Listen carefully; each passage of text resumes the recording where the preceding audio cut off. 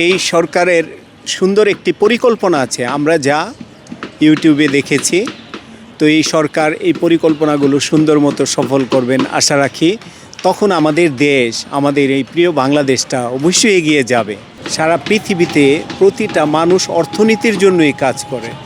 যারা অসহায় কাজ করে না, ওরাও তো মানুষের কাছে সাহায্য চায়। এটাও তো অর্থনীতি।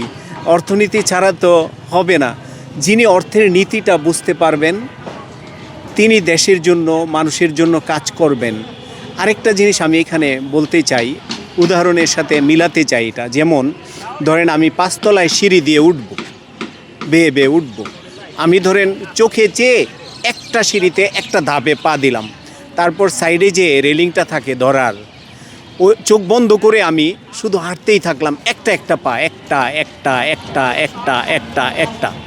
এক সময় আমি ঠিক ওই 5 তলায় উঠে যাব।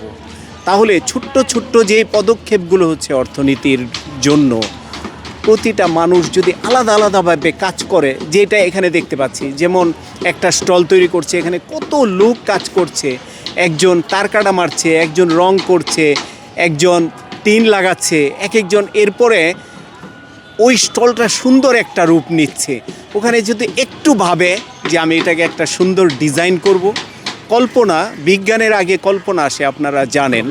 হ্যাঁ, তো বিজ্ঞানের আগে কল্পনা আসে, তখন এই কল্পনার মাধ্যমে এই রূপটা ধারণ করে স্টলের।